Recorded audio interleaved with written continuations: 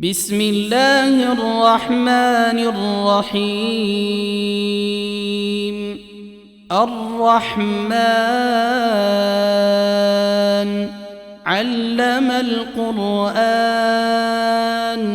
خلق الإنسان علمه البيان الشمس والقمر بحسبان والنجم والشجر يسجدان والسماء رفعها ووضع الميزان ألا تطغوا في الميزان وأقيموا الوزن بالقسط ولا تخسروا الميزان والأرض وضعها للأنام فيها فاكهة والنخل ذات الأكمام والحب ذو العصف والريحان فبأي آلاء ربكما تكذبان خلق الإنسان من صلصال كالفخار وخلق الجان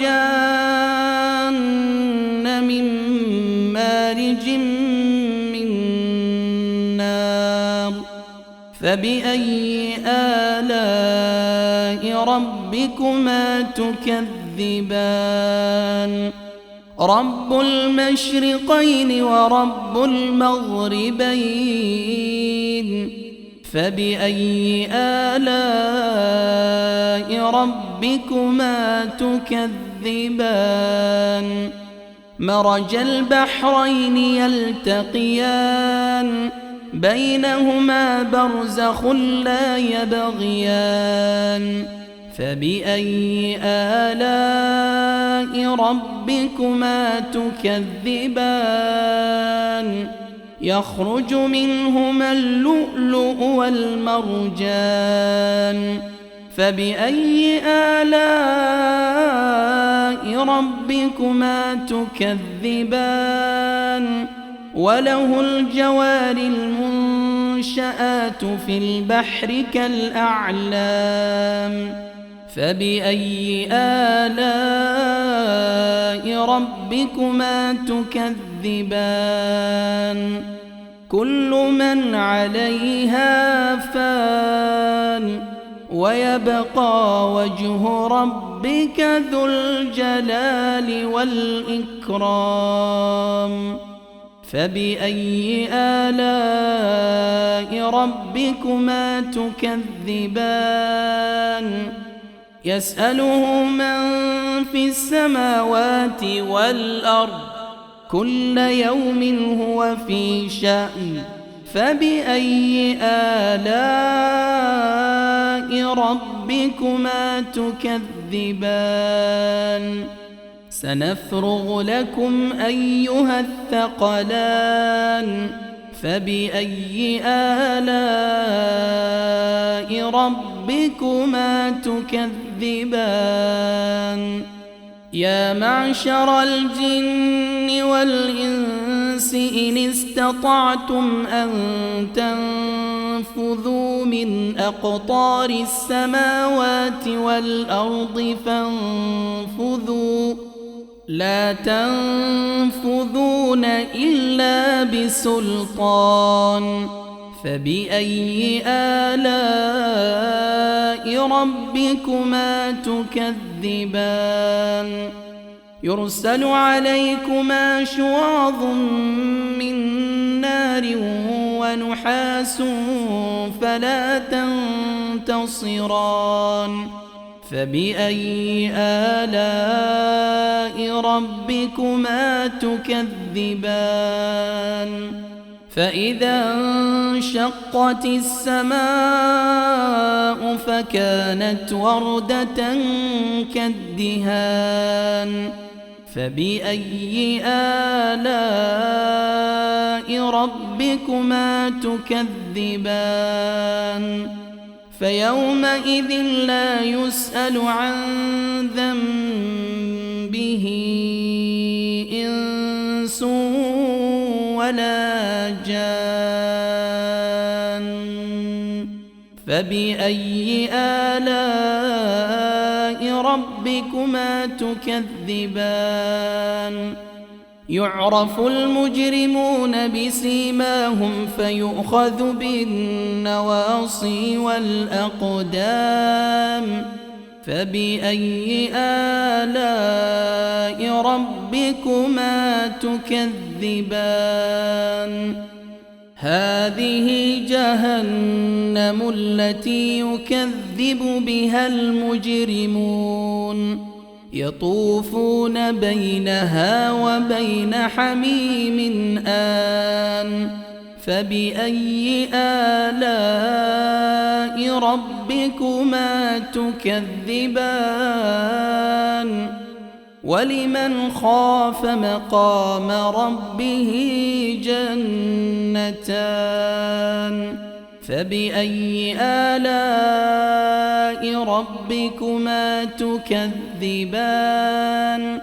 ذواتا أفنان. فبأي آلاء ربكما تكذبان؟ فيهما عينان تجريان. فبأي آلاء ربكما تكذبان؟ فيهما من كل فاكهة زوجان. فبأي آلاء ربكما تكذبان؟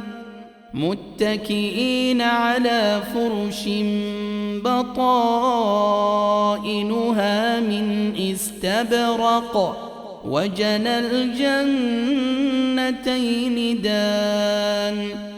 فبأي آلاء ربكما تكذبان؟ فيهن قاصرات الطرف لم يطمثهن إنس قبلهم ولا جان. فبأي آلاء ربكما تكذبان؟ كأنهن الياقوت والمرجان. فبأي آلاء ربكما تكذبان؟ هل جزاء الإحسان إلا الإحسان؟ فبأي آلاء ربكما تكذبان؟ ومن دونهما جنتان. فبأي آلاء ربكما تكذبان؟ مدهامتان.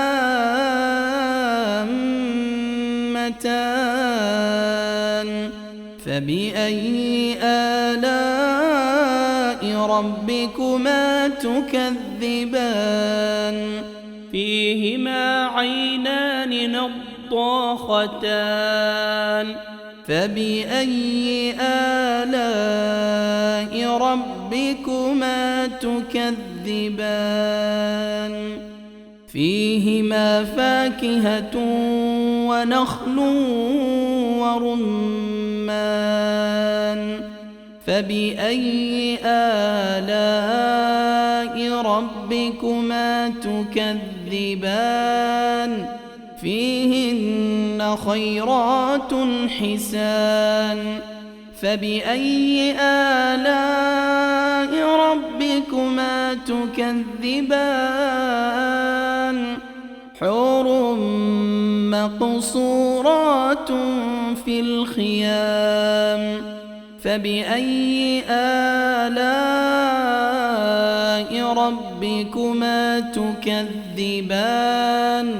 لم يطمثهن إنس قبلهم ولا جان فبأي آلاء ربكما تكذبان متكئين على رفرف خضر وعبقري حسان فبأي آلاء ربكما تكذبان تبارك اسم ربك ذي الجلال والإكرام